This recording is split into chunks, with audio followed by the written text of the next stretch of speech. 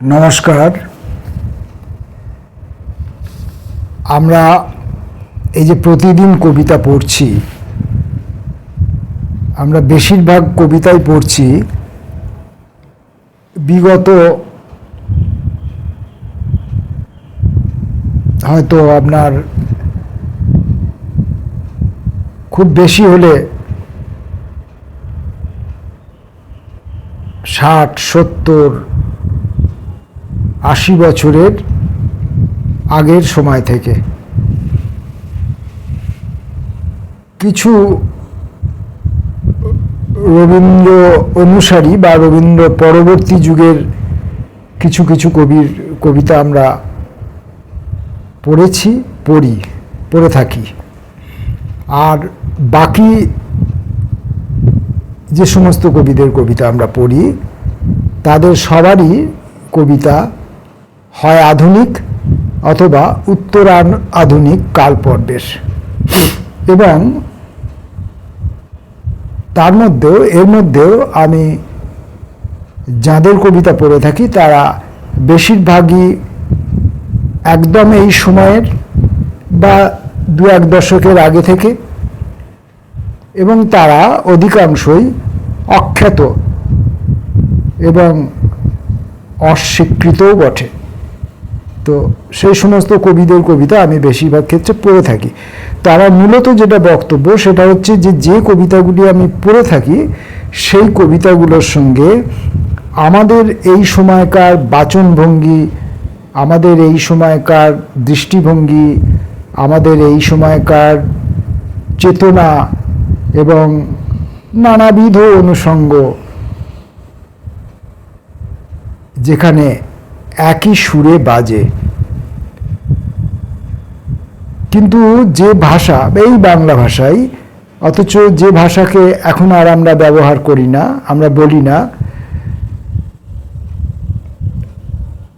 যেখানে একসময় কবিতার মধ্যে সাধু এবং চলিত উভয় ভাষার প্রচলন ছিল, কবিতার জন্য ব্যবহৃত বিশেষ বিশেষ কিছু শব্দ ছিল যেগুলো শুধু কবিতাতেই ব্যবহৃত হতো, এরকম এবং ইত্যাদি। সেইটা কিভাবে পরিবর্তিত হতে হতে হতে হতে আজকের এই সময়ের, অর্থাৎ আমার ওই 60, 70, 80 বছর আগে থেকে আজ পর্যন্ত, এই আজকের তারিখ পর্যন্ত যে আধুনিক তথা উত্তরাধুনিক কালপর্বের যে কবিতার চেহারাতে আমরা এসেছি, সেটার একটা তো যাত্রাপথ আছে। তো এটা সম্পর্কে সবাই অবহিত। তা আমি সেই যাত্রাপথটাকে খুব সহজে ধরার জন্য, কারণ এ তো বিস্তৃত ব্যাপার, এত সহজে ধরাটা সম্ভব নয়, বিশেষ করে আমার মতো অশিক্ষিত লোকের পক্ষে। তো সেই জন্য আমি একটা স্কুল পাঠ্য বই আজকে নিয়েছি। এই স্কুল পাঠ্য বইয়ে যে কবিতাগুলি থাকতো, এর মধ্যে প্রচুর কবিতা যা আমরা পড়েছি এবং আমাদের ছেলে মেয়েরাও পড়েছে। হয়তো বা খোঁজ নিলে দেখা যাবে আমাদের নাতি নাতনি যারা এখন স্কুলে পড়ছে তারাও হয়তো তাদের পাঠ্যের মধ্যে হয়তো এই ধরনের কিছু কিছু কবিতা রয়েছে, যদিও বাংলা পড়াশোনা, বাংলা চর্চা প্রায় অস্তমিত হতে বসেছে। যাই হোক, সে অন্য কথা। তো এই জাতীয় একটি স্কুল পাঠ্য বই আমি হাতে পেয়েছি, যে স্কুল পাঠ্য বইটি ছিল ICSE সিলেবাসের জন্য তৈরি কবিতা সংকলন। এটির সম্পাদনা বা সংকলন করেছিলেন শ্রীমতী জ্যোৎস্না রায় এবং শঙ্করী দত্ত শর্মা, দুজন শিক্ষাবিদ। তারা এটি করেছিলেন। বইটির প্রথম প্রকাশ হয়েছিল 2001 সালে, 2001, 2, 3, 4। আমার হাতে যে বইটি রয়েছে এটি 2004 সালের এডিশন থেকে। তো এই বইটির মধ্যে বিভিন্ন সময়ের, এমনকি এর মধ্যে আমি যে বলছিলাম 60, 70, 80 বছর আগেকার কবিদেরও কবিতা আমরা পড়ি, তো সেই সব অনেক কবিরও কবিতা এর মধ্যে রয়েছে। সেগুলি পরবর্তীকালে এগুলি সংযোজিত হয়েছে। আমরা যখন পড়েছি তখন সেই বইতে যে কবিতাগুলো ছিল সেখানে এর অনেক কবিতা ছিল, কিন্তু এখানে সংযোজিত পরবর্তীকালের যে কবিতাগুলি রয়েছে, যেমন শঙ্খ ঘোষ এবং ইত্যাদিদের কবিতা, সেগুলো কিন্তু আমাদের সময়ে স্কুল পাঠ্যের বইতে ছিল না। তথাপি অনেক কবিতার ক্ষেত্রেই যেমন মিল রয়েছে, সেই কারণে আমি এই বইটা থেকে কিছু কবিতা পাঠ করব এবং আমি চেষ্টা করব সেই সময়ের যারা কবি, আধুনিক কালপর্বের কবিদের যে কবিতাগুলি এখানে সংযোজিত হয়েছে সেগুলোকে আমি না পড়ারই চেষ্টা করব, কারণ তাদের কবিতা আমি প্রায়শই পড়ে থাকি সেই কারণে। এখন এখানে একটা প্রশ্ন হচ্ছে যে এই যে শিশুদের জন্যে বা বালক বালিকাদের জন্যে এই যে পাঠ্যসূচি তৈরি করা হতো, এর মধ্যে যে কবিতাগুলোকে ধরা হতো, সেই কবিতাগুলির চারিত্রিক বৈশিষ্ট্য কেমন ছিল না। কোথাও দেখা যাচ্ছে যে এই কবিতাগুলি অসম্ভব রকমের ম্যাচিওর ছিল, ভাষার দিক থেকে, রসায়নের দিক থেকে, কন্টেন্টের দিক থেকে এবং উপস্থাপনার দিক থেকে, সব দিক দিয়েই এই কবিতাগুলি অনেকটা পরিণত ছিল, যেটা হয়তো ঠিক স্কুল পাঠ্য ছেলে মেয়েদের জন্যে উপযুক্ত নয়। যখন কিনা আমি ততটা ম্যাচিওর নয় এমন অনেক কবির কবিতা আমি এই সংকলনে অন্তর্ভুক্ত করছি। এটা আমি যখন পড়ব তখনই আপনারা বুঝতে পারবেন, অনুভব করতে পারবেন যে বিদ্যাপতির কবিতা, চণ্ডীদাসের কবিতা, গোবিন্দ দাসের কবিতা, কৃত্তিবাস ওঝা, কাশিরাম দাস, মাইকেল মধুসূদন, এই সমস্ত কবিদের সঙ্গে সত্যেন্দ্রনাথ দত্ত, মোহিতলাল মজুমদার,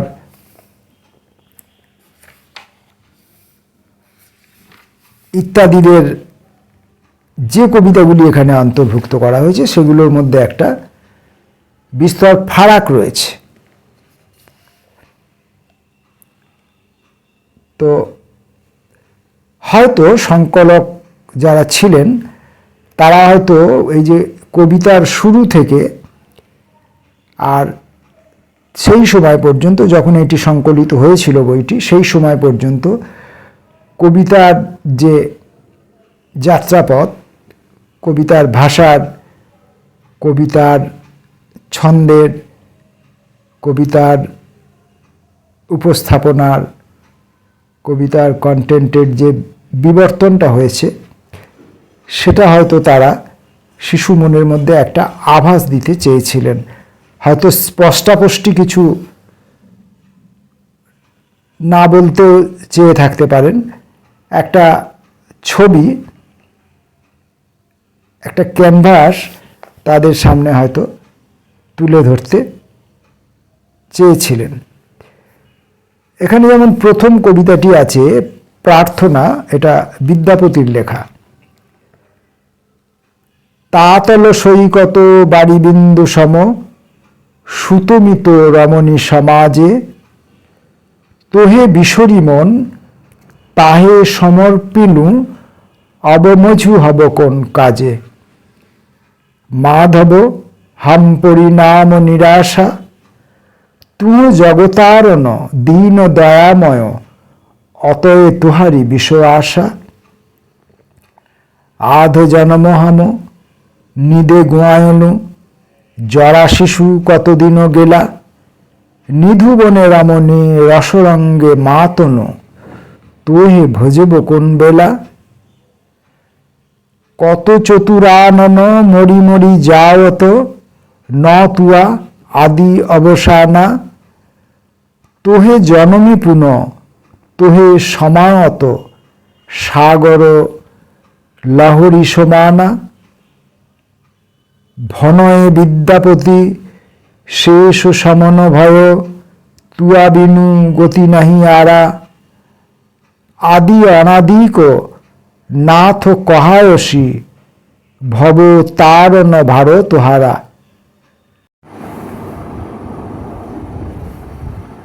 বিদ্যাপতির এই কবিতাটি যেটি আমি পড়লাম, এই কবিতাটির মধ্যে যে ধর্মীয় তথা আধ্যাত্মিক চেতনা বা অনুষঙ্গের কথা রয়েছে, সেটি একটি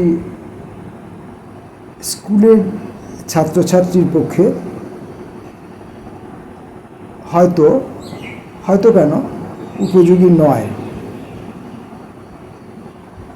এবং এর ভেতরে যে কন্টেন্ট রয়েছে, যে আধ জনম হম নিদে গুয়ায়লু জরা শিশু কতদিন গেলা নিধু বনে রমণী রসরঙ্গে মাতলু তোহি ভজে বকুন বেলা।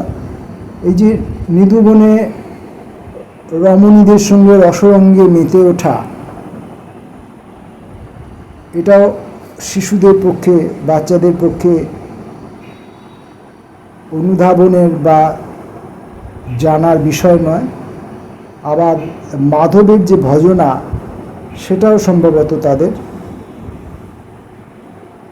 জানার বা বোঝার বিষয় নয়। তথাপি এই কবিতাটি এই শিশুদের জন্য, বাচ্চাদের জন্য যে অন্তর্ভুক্ত হয়েছে, তাতে হয়তো এই সময়কারের কবিদের যে ভাষা, কবিতার যে ভাষা, সেটার সঙ্গে পরিচয় করিয়ে দেওয়ার জন্য হয়তো এই কবিতাগুলি এর মধ্যে ইনক্লুড করা হয়েছিল। যেমন পূর্বরাগ চণ্ডীদাস। রাধার কি হইল অন্তরে ব্যথা, বসিয়া বিরলে থাকয়ে একলে না শুনে কাহারও কথা, সদাই ধ্যানে চাহে মেঘ পানে না চলে নয়ন তারা, বিরতি আহারে রাঙা বাস পড়ে যেমতি যোগিনী পাড়া, এলাইয়া বেনি ফুলের গাঁথনি দেখয়ে খসায়ে চুলি, হসিত বয়ানে চাহে মেঘ পানে কি কহে দুহাত তুলি, এক দিক করি ময়ূর ময়ূরী কণ্ঠ করে নিরীক্ষণে, চণ্ডীদাস কয় নবপরিচয় কালিয়া বধূর সনে। এই যে শেষে কবির নিজের লেখা কবিতার মধ্যে কবি নিজের নাম উপস্থাপন করছে, এই যে প্রথাটি একসময় চলিত ছিল, এই কবিতাগুলি পড়ার সময় এটা সম্পর্কে বাচ্চারা অবহিত হবে। গৌরচন্দ্রিকা গোবিন্দ দাস। নীরদ নয়নে নিরঘন সিঞ্চনে পুলক মুকুল অবলম্ব, শ্বেদ মকরন্দ বিন্দু বিন্দু চুয়াত বিকশিত ভাব কদম্ব, কি পেখনু নটবর গৌর কিশোর অভিনব হেম কল্পতরু সঞ্চরু সুরধ্বনি তীরে উজোর, চঞ্চল চরণ কমলতলে ঝঙ্করু ভকত ভ্রমর গণভোর, পরিমলে লুবধ সুরাসুর ধাবই অহনিশি রহত অগোর, অবিরত প্রেম রতন ফল বিতরণে অখিল মনোরথ পুর, তা কর চরণে দিনহীন বঞ্চিত গোবিন্দ দাস রহুদূর।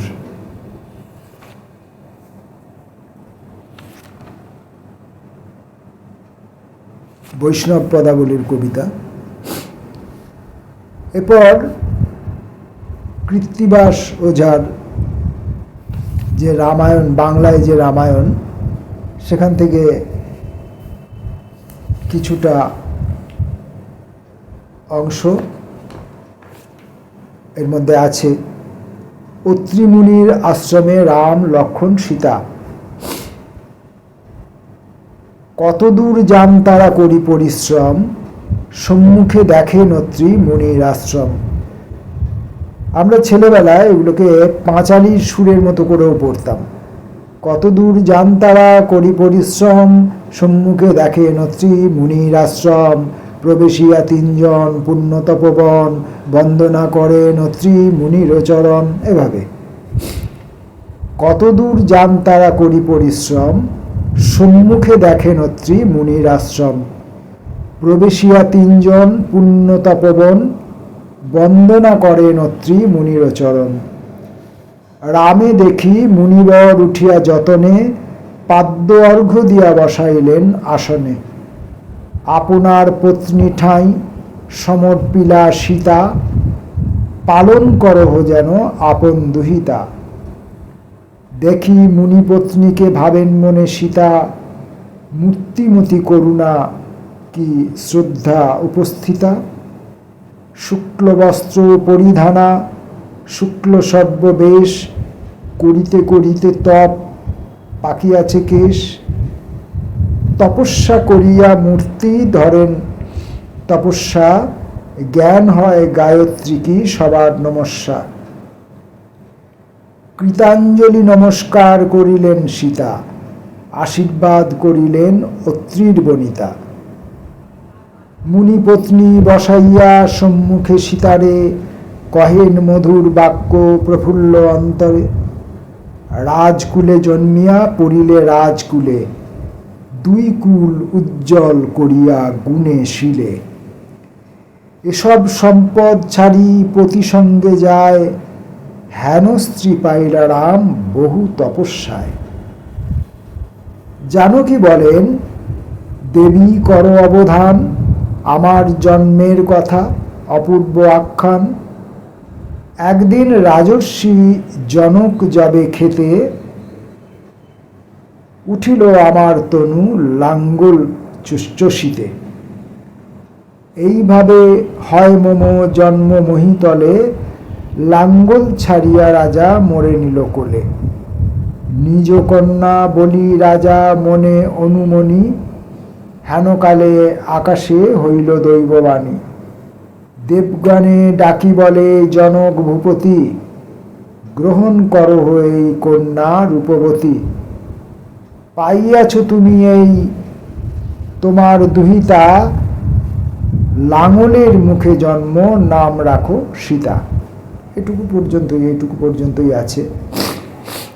কিছুটা কিছুটা করে অল্প অল্প একটু করে অংশ দেয়। যেমন এই কাশিরাম দাসের বাংলা মহাভারত থেকে খানিকটা অংশ এখানে আছে। ভীষ্মের সরসজ্জা। অর্জুনের বাণ সব অগ্নিসম ছুটে, ভীষ্মের শরীরে যেন বজ্রসম ফুটে। গঙ্গার নন্দন বিচারেন মনে মন, এই অস্ত্র শিখণ্ডীর না হয় কখন। শিখণ্ডী পশ্চাতে থাকি পার্থ ধনুর্ধর, আমারে মারিছে বীর তীক্ষ্ণ তীক্ষ্ণ স্বর। এত চিন্তি হরিপদ হৃদয়ে ধ্যান করি, উচ্চারণ করিলেন শ্রীহরি শ্রীহরি। বানাঘাতে শরীর কম্পিত ঘনে ঘন, শিশির কালেতে যেন কাঁপয়ে গোধন। ধনঞ্জয় আপনার অস্ত্র বরিশনে, রোমে রোমে বিন্ধিলেন গঙ্গার নন্দনে। সর্বাঙ্গ ভেদিল অস্ত্রে স্থান নাহি আর, সর্বাঙ্গ বহিয়া পড়ে শোণিতের ধার। তবে পার্থ দিব্য অস্ত্র নিলেন তখন, পিতামহ বক্ষস্থলে করেন ঘাতন। বানাঘাতে মহাবীর হয়ে হীনবল, রথের উপর হতে পরে ভূমিতল। শিয়র করিয়া পূর্বে পড়িল সে বীর, আকাশ হইতে যেন খসিল মিহির। ভূমি নাহি স্পর্শে অঙ্গ স্বরের উপর, হেনমতে সরসজ্জা নীল বীরবর। দেখিয়া কৌরবগণ করে হাহাকার, সংগ্রাম তেজিয়া সবে আসে দেখিবার।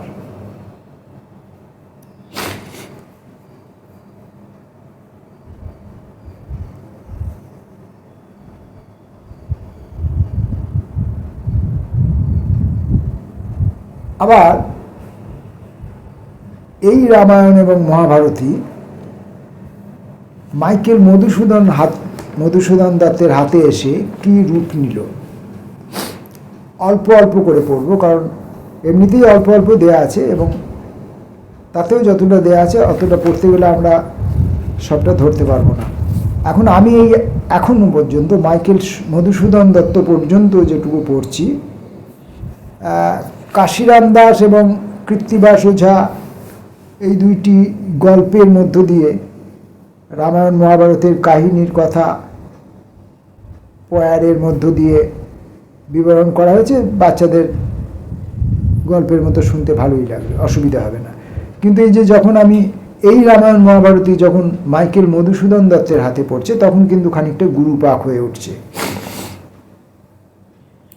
কুরুক্ষেত্রে মাইকেল মধুসূদন দত্ত, যথা দাবানল বেড়ে অনল প্রাচীরে সিংহ বৎসে, সপ্তরথী বেরিয়া তেমতি কুমারে, অনল কণারূপে স্বর শিরে পড়ে পুঞ্জে পুঞ্জে পুরী অনিবার গতি, সেকাল অনল তেজে সেবনে যেমতি রোষে, ভয়ে সিংহ শিশু গরজে অস্থিরে, গরজিলা মহাবাহু চারিদিকে ফিরে রোষে ভয়ে, ধরি ঘন ভূমের মূরতি উড়িল চৌদিকে ধুলা, পদ আস্ফালনে অশ্বের, নিঃশ্বাস ছাড়ি আর্জুনী বিষাদে, ছাড়িলা জীবন নাশা তরুণ যৌবনে, আধারি চৌদিকে যথা রাহু গ্রাসে চাঁদে, গ্রাসিলা বীরেশে যম, অন্তের শয়নে নিদ্রা গেলা অভিমন্য অন্যায় বিবাদে।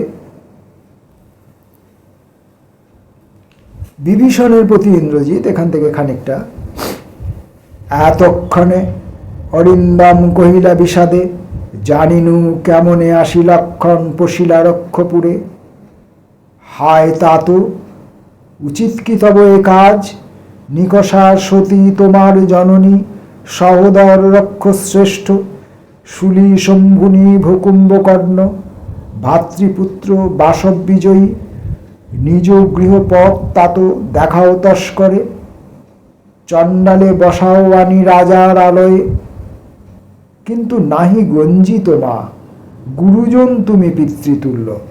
এটুকুই থাক। এখন আমি এই যে প্রথমে আমরা যে বৈষ্ণব পদাবলী পড়লাম, সেখানে ভাষা একরকম ছিল। যখন আমরা কৃত্তিবাস ওঝা এবং কাশিরাম দাসের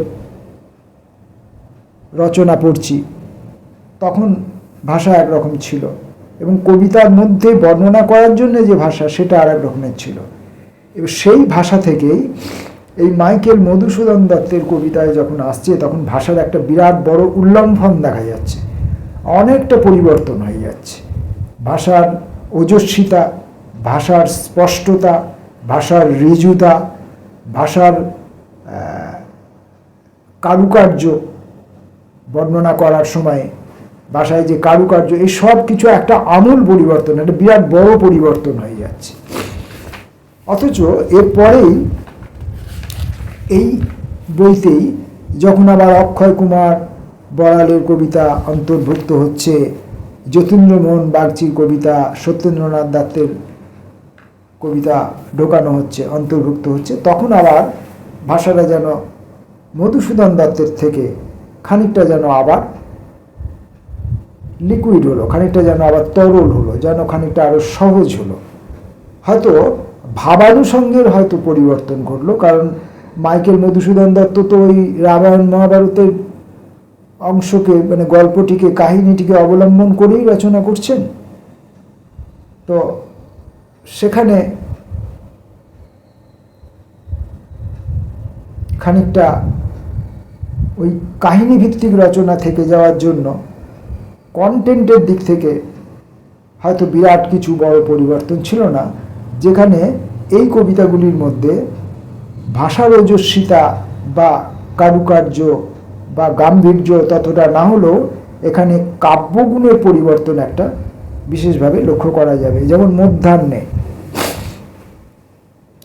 একেলা জগৎ ভুলে পড়ে আছি নদীকূলে, পড়েছে নধর বট হেলে ভাঙা তীরে, ঝুরু ঝুরু পাতাগুলি কাঁপিছে সমীরে, চাতক কাতরে ডাকে, চড়ে বক নদী বাঁকে, ডাকে কুবো কূপ কূপ লুকায় কোথায়, গাভী শুয়ে তরুতলে, হংসী ডুবে উঠে জলে, ডিঙাখানি বেঁধে কুলে, জেলে ঘরে যায়, দূরেতে পথিক দুটি চলে যায় গুটি গুটি মেঠো পথ দিয়া, পাশ দিয়ে নিয়ে জল আখি দুটি ঢলঢল, কুলবধূ দ্রুত গেল লাজে চমকিয়া, নিঝুম মধ্যাহ্নকাল অলস স্বপন জাল রচিতেছে অন্য মনে হৃদয় ভরিয়া, দূর মাঠ পানে চেয়ে চেয়ে চেয়ে শুধু চেয়ে রয়েছি পড়িয়া,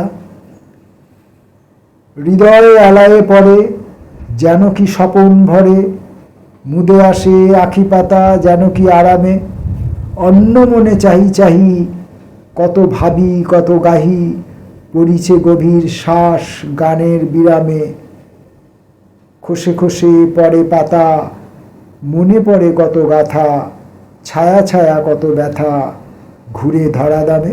অক্ষয় কুমার বড়ালের কবিতা।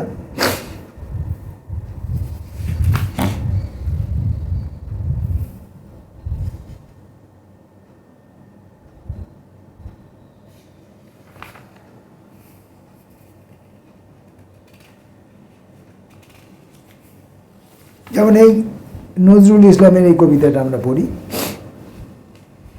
একই অপরূপ রূপে মা তোমায় হেরিনু পল্লী জননী, ফুলে ও ফসলে কাদামাটি জলে ঝলমল করে লাবণী, রৌদ্রতপ্ত বৈশাখে তুমি চাতকের সাথে চাহ জল, আম কাঁঠালের মধুর গন্ধে জ্যৈষ্ঠে মাতাও তরুতল, ঝঞ্ঝার সাথে প্রান্তরে মাঠে কবু খেলো লয়ে অশনি, কেতকী কদম যুথিকা কুসুমে বর্ষায় গাঁথ মালিকা, পথে অবিরল ছিটাইয়া জল খেলো চঞ্চলা বালিকা, তরাগে পুকুরে থই থই করে শ্যামল শোভার নবনী। আবার এই কবিতা এই সংকলনের মধ্যেই আবার জীবনানন্দ দাশের, শঙ্খ ঘোষের কবিতা অন্তর্ভুক্ত হচ্ছে, যদিও আমরা সেগুলো এখানে পড়ব না। আমরা অশোক বিজয় রাহার কবিতাটি পড়ব, মায়াতরু, যেগুলো আমাদের সময়েও সংকলনের মধ্যে অন্তর্ভুক্ত ছিল। এক যে ছিল গাছ, মায়াতরু, এক যে ছিল গাছ, সন্ধে হলেই দুহাত তুলে যুক্ত ভূতের নাচ, আবার হঠাৎ কখন বনের মাথায় ঝিলিক মেরে মেঘ উঠত যখন, ভালুক হয়ে ঘাড় ফুলিয়ে করত সে গড়গড়, বৃষ্টি হলেই আসত আবার কম্প দিয়ে ঝড়, এক পশলার শেষে আবার যখন চাঁদ উঠত হেসে, কোথায় বা সে ভালুক গেল, কোথায় বা সে গাছ, মুকুট হয়ে ঝাঁক বেঁধেছে লক্ষ হীরার মাছ, ভোর বেলাকার আবছায়াতে কাণ্ড হতো কি যে ভেবে পাইনে নিজে, সকাল হলো যেই একটিও মাছ নেই, কেবল দেখি পড়ে আছে ঝিকির মিকির আলোর রূপালি এক ঝালর।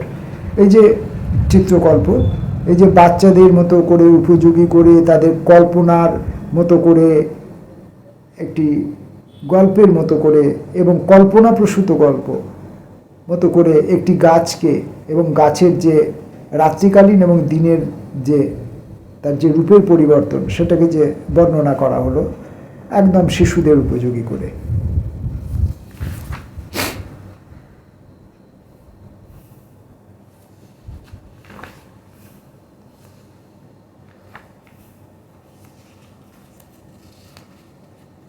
এই যেমন এই কবিতা আমরা এগুলি সব পড়েছিলাম তখন, বাংলা ভাষা, মোদের গরব মোদের আশা আমরি বাংলা ভাষা, তোমার কোলে তোমার বলে কতই শান্তি ভালোবাসা, কি জাদু বাংলা গানে, গান গেয়ে দাঁড় মাঝি টানে, গেয়ে গান নাচে বাউল, গান গেয়ে ধান কাটে চাষা, এইসব।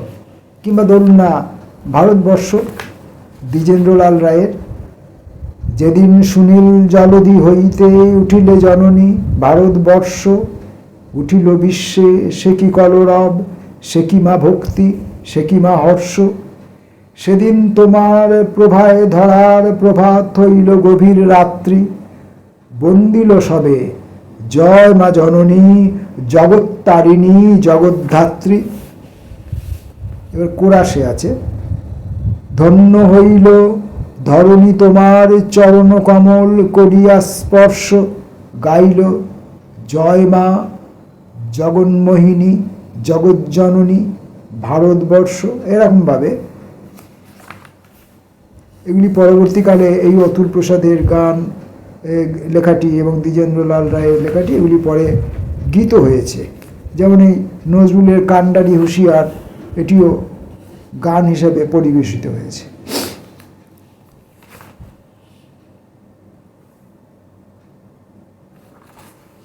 এই কবিতা আমরা পড়েছি, আমাদের পাঠ্যসূচিতে ছিল। রবীন্দ্রনাথ ঠাকুরের প্রশ্ন, ভগবান তুমি যুগে যুগে দূত পাঠাইছ বারে বারে দয়াহীন সংসারে, তারা বলে গেল ক্ষমা করো সবে, বলে গেল ভালোবাসো, অন্তর হতে বিদ্বেষ বিষ্ণাস। বরণীয় তারা স্মরণীয় তারা, তবুও বাহির দ্বারে আজি দুর্দিনে ফিরানো তাদের ব্যর্থ নমস্কারে। আমি যে দেখেছি গোপন হিংসা কপট রাত্রি ছায়ে হেনেছে নিঃসহায়ে, আমি যে দেখেছি প্রতিকারহীন শক্তের অপরাধে বিচারের বাণী নীরবে নিভৃতে কাঁদে। এইভাবে রবীন্দ্রনাথের কবিতার কন্টেন্ট, তার সেই সময়কার পরিবর্তিত ভাষা ছন্দ, এই সমস্ত।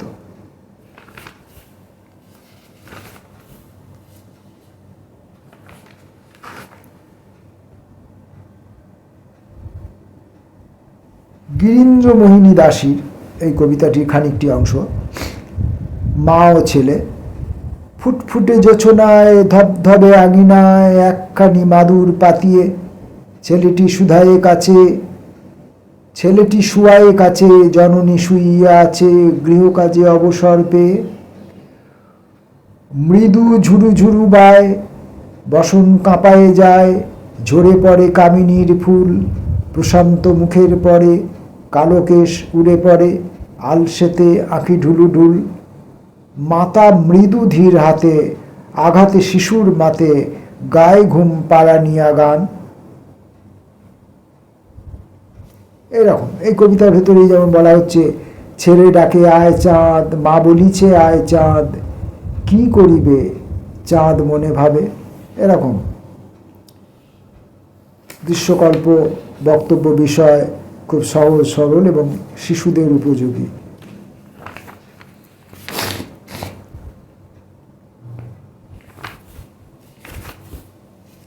এই কবিতা সকলের মনে আছে। ছোটর দাবি, ছোট যে হায় অনেক সময় বড়র দাবি দাবিয়ে চলে, রেখা টেনে ছোটর গতি বড় যে জল গাবিয়ে চলে। অতি বড় তুচ্ছ যাতাই ভালোবাসি আমরা সবাই, ভুলায় বড়র অট্টহাসি ছোটর কণার নয়ন জলে। তরু বড় হয় না স্মরণ কুসুমটি তার ভুলতে নারী, ভুলতে পারি হোলির দিবস ফাগের দাগ যে তুলতে নারী। ভুলি সাগর তাই মুকুতায় গেঁথে রাখি গলার মালায়, ছোটর অনুরাগের রাখি আয়াস করেও খুলতে নারী। এরকম এই কবিতা অনেকের স্মরণেই আছে, আমাদের সময়কার অনেক বহু আমাদের পরিণত বয়সের এখন যারা আছেন তাদের। হাট, যতীন্দ্রনাথ সেনগুপ্ত। দূরে দূরে গ্রাম 10-12 খানি, মাঝে একখানি হাট, সন্ধ্যায় সেটা জ্বলে না প্রদীপ, প্রভাতে পড়ে না ঝাঁট। বেচা কেনা সেরে বিকাল বেলায় যে যাহার সবে ঘরে ফিরে যায়, বকের পাখায় আলোক লুকায় ছাড়িয়া পুবের মাঠ। দূরে দূরে গ্রামে জ্বলে ওঠে দ্বীপ, আঁধারেতে থাকে হাট। সুকুমার রায়ের বিদ্যে বোঝায় বাবু মশাই, সব তো পড়া যাবে না, একটু একটু করে উল্লেখ করে দিচ্ছি। জসিমউদ্দিনের কবিতা, প্রেমেন্দ্র মিত্র, এর মধ্যে আবার সুকান্ত ভট্টাচার্যের একটি মোরগের কাহিনীও আছে, যেটা তুলনামূলকভাবে অনেকটাই আধুনিক তার কন্টেন্ট এবং ভাষার বৈচিত্র্যে। তো যাই হোক, আমরা এই বাচ্চাদের বই থেকে, শিশু পাঠ্য বই থেকে আমরা কিছু পুরনো সময়ের আমাদের যে সমস্ত কবিতাগুলোর সঙ্গে, যে সমস্ত পদ্যগুলোর সঙ্গে আমাদের স্মৃতি জড়িত আছে, সেগুলো আমরা আজকে কিছুটা পড়াশোনা করলাম। আমরা কিছুটা সেই সময়ে, সেই বয়সের, সেই ক্লাসে, সেই শিক্ষক শিক্ষিকাদের সামনে গিয়ে বসলাম, বসে তাদের কাছে আমরা কিছুটা কবিতা পড়া শিখলাম। আবার পরবর্তী ভিডিওতে আমরা আবার বর্তমান সময়ে এই বৃদ্ধ বয়সে ফিরে আসব। নমস্কার।